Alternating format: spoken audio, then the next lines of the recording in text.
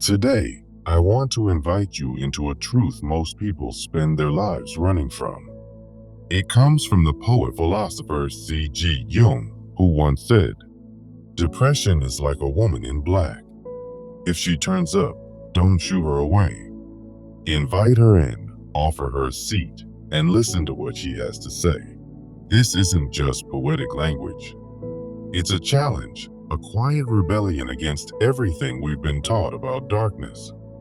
Because in a world obsessed with quick fixes and curated smiles, we've learned to silence our suffering, to medicate what we should meditate on, to escape what we're actually meant to embrace. But here's the truth.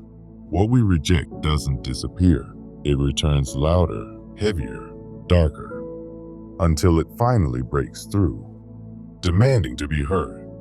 Why do we keep pushing away our pain, only to find it growing stronger? Why do we treat depression like an enemy when, in fact, it may be a messenger from the deepest parts of our soul? That's the question that brings us here today. This is not a video about pathology. It's a journey, a reframing. Through the lens of Jungian psychoanalysis, we'll learn to see depression not as a defect to fix, but as a call to listen. A sacred summons from the unconscious, asking us to sit down, be still, and truly hear what has been buried beneath the noise of our lives. Because what if, just what if, your darkness is not trying to destroy you, but to awaken you? Let's tie this to Jung's central metaphor. The woman in black symbolizes the anima or shadow self, carrying messages from the repressed parts of our psyche. Jungian psychology views the unconscious mind as a repository of hidden wounds and archetypes, where the shadow self manifests as depression. Through the process of individuation, we integrate these shadows, transforming personal suffering into growth. Depression isn't just a disorder. It's a call from the soul or the self-archetype, urging self-examination and deeper self-awareness. In this script, I'll outline a 5-step journey to turn depression from an adversary into a guide. First, we'll identify the root wound. Second, recognize signs of the soul's call. Third, differentiate true insights from superficial reactions. Fourth, practice self-love and acceptance. And fifth, break limiting beliefs to foster action and integration. This path promises greater emotional resilience, a deeper connection to your authentic self, and ultimately, a reduction in depression's grip. With this framework in mind, let's begin by exploring the origins of the wound that invites the woman in black into our lives. At the root of depression often lies early childhood emotional deprivation, trauma, or unmet needs like neglect, loss, or invalidation. These experiences create unconscious shadow elements in the psyche, lurking beneath the surface until they demand attention. As adults, depression manifests as this woman in black, arriving unannounced to signal unresolved pain from our past. The ego's illusions convince us that ignoring these roots will make them disappear, perpetuating a cycle of avoidance. Yet, the soul's deeper calling insists we face these wounds head-on, for true healing begins with acknowledgement. Jungian projection plays a key role here. We externalize internal conflicts, viewing depression as an external enemy rather than a part of ourselves. This leads to avoidance behaviors like distraction or self-medication, which only deepen the cycle. Depression amplifies repressed emotions, forcing us to confront what we've long ignored, much like a shadow emerging from the dark. The consequences are cycles of worsening symptoms, isolation, and self-sabotage when we shoo away this visitor. For instance, someone ignoring depressive episodes might face recurring burnout or conflicts in relationships as the ego's defenses wear thin. To break this cycle, we must reconnect with the soul's signals, learning to see depression not as a curse, but as an invitation for growth. Now, let's move to recognizing the signs that your inner self is sending a message through depression. There are clear indicators that depression is a soul-level call, such as heightened intuition that brings sudden insights during low periods. You might notice deep empathy, where you feel others' pain acutely, revealing your capacity for connection beyond the ego's illusions. Innate creativity often emerges from despair, like artistic urges that transform suffering into expression. There's also an inexplicable magnetic presence, a quiet inner strength that draws others in during moments of recovery. These signs relate to Jungian archetypes, where the soul uses depression to awaken traits that lead to wholeness. The ego might dismiss these as weaknesses, but the soul's deeper calling affirms they are affirmations of your worth. They signal that you deserve inner peace and self-understanding, countering the narrative that depression defines you. Just as you'd offer the woman in black a seat, these signs encourage listening and learning, turning depression into a catalyst for soul-nourishing growth. Understanding these signs helps differentiate between genuine soul insights and fleeting emotional reactions, empowering intentional engagement. Armed with this recognition, we can now discern how to interact with depression as a teacher rather than a foe. True insights from depression are growth-oriented, prompting self-reflection and life changes like career shifts or setting boundaries. They offer emotional depth, providing steady, introspective wisdom rather than impulsive urges. This is like a conversation with the woman in black, revealing hidden truths that the ego tries to obscure. Authentic reflection mirrors your shadow self, highlighting both strengths, like resilience, and weaknesses, like unprocessed grief, for balanced integration. The ego's illusions often lead to superficial reactions, such as intense but short-lived mood swings or avoidance tactics that fizzle out. These reactions stem from fear-based defenses, preventing the soul's deeper calling from guiding us. To counter this, try a practical exercise: the Depression Dialogue Journal. After a depressive episode, write down 3 layers.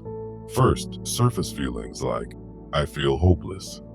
Second, underlying insights, such as, this stems from past abandonment. Third, actionable growth steps, like, what can I learn to move forward? This exercise promotes Jungian individuation, turning depression into a reflective tool for the soul's wisdom. By engaging with these insights, we build the foundation for self-love, recognizing that true healing starts with complete self-embrace. Self-love through depression means embracing your shadow, accepting depressive states without judgment.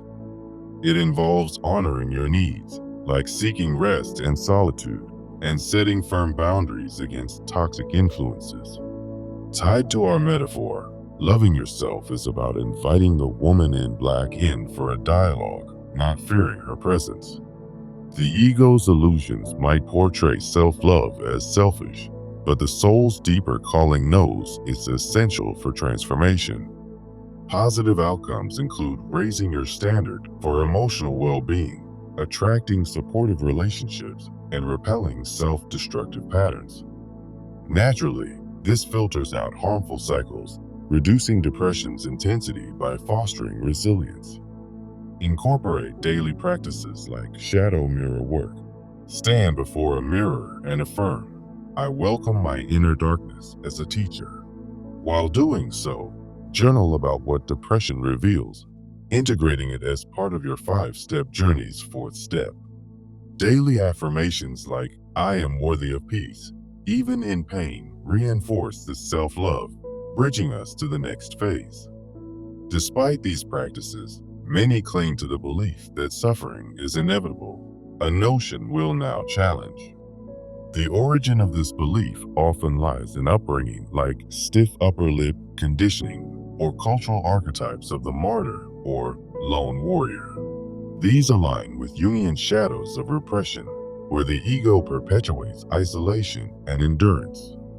Consequences include codependency on external fixes, like over-relying on therapy without personal work, leading to loss of identity and exhaustion. The soul's deeper calling urges a new framework, reframing depression as a companion rather than a battle. In this balanced approach, you listen to its messages through integration, giving self-care and receiving insights with clear boundaries. Practices include creating a yes/no boundaries list, such as yes to self-compassion exercises and no to isolating behaviors.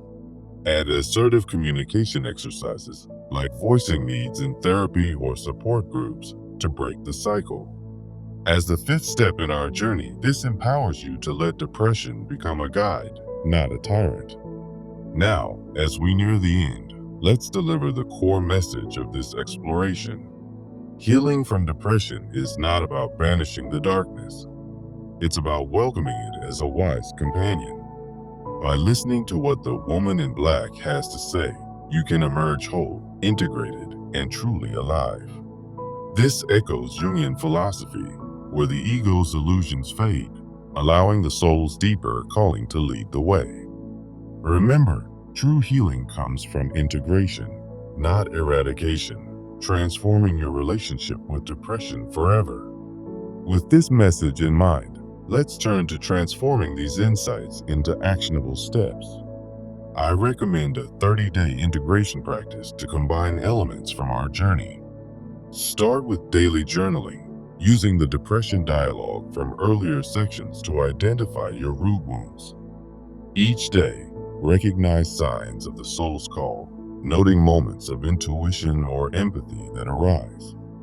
Differentiate true insights from superficial reactions by reflecting on their depth and longevity. Practice self-love through affirmations and shadow work, embracing your inner darkness without fear. Finally, challenge limiting beliefs by reviewing your yes/no boundaries list and communicating your needs assertively. Structure this as a 5-step daily routine. First, identify wounds.